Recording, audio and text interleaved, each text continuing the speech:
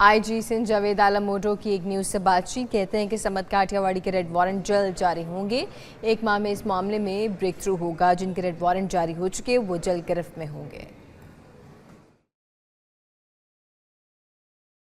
Red warrant का जो process है, क्योंकि ये रेड वारंट बुनियादी तौर पे आप इंटरनेशनल एनवायरनमेंट में लेते हैं, तो इसकी जो जिसको कागजी कार्रवाई है बहुत बड़ी है और इसके लिए हमें बहुत सी चीज़ें करनी पड़ती हैं।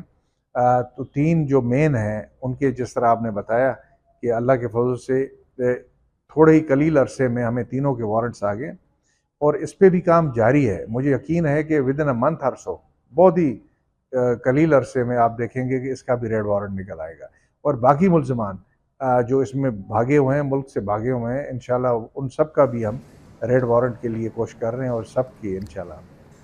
कराची में भत्ताखोरी से ताज और बरादरी भी परेशान है। इस हवाले से मजीद जानते हैं। सलाहुद्दीन अली हमारे साथ मौजूद हैं। बताइए सलाहुद्दीन। के अंदर अगर भत्ते की बात करें तो ताजर हों, सनतकार हों, बिल्डर्स हों, सभी परेशान दिखाई देते हैं और इस हवाले से जो बड़े बड़े नामवर भत्ताखोर हैं वो अभी तक जो है वो पुलिस की गिरफ्त में नहीं आ सके, कानून की गिरफ्त में नहीं आ सके। हमारे साथ जो है वो शहर के नामवर ताजर रहनुमा अतीक मीर साहब मौजूद हैं। उनसे जानते हैं कि वो क्या कहना चाहते हैं इस हवाले से। देखिए, भत्ता एक पूरा एक नेटवर्क है और इसके खात्मे या रोकथाम के लिए भी पूरा सिस्टम होना चाहिए जो कानून नाफिज करने वाले इदारों को माजी की तरह उसे मुरतब करना पड़ेगा कि किस तरह इसकी रोकथाम हो। जराइम पेशा लोगों के चेहरे वाजे हैं, उनके नंबर सामने हैं, सब कुछ पता चल जाता है, लेकिन कानून उन तक पहुंचने में बहुत ज्यादा मोहतात है। भत्ताखोरों ने ये समझ लिया है, ये उनको एहसास हो गया है कि उनको पकड़ने के लिए इस वक्त एक रेंजर्स है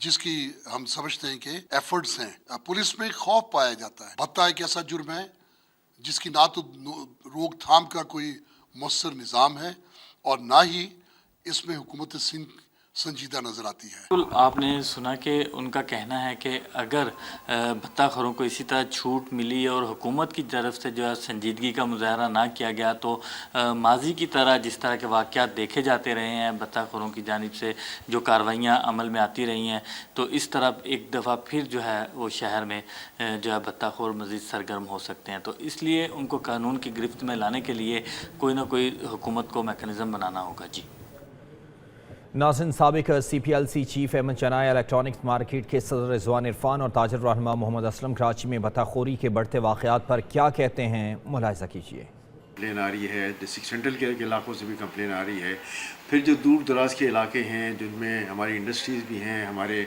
जो बिल्डर्स भी वहाँ काम कर रहे हैं, उनकी भी कंप्लेनें अपनी जगह पर हैं।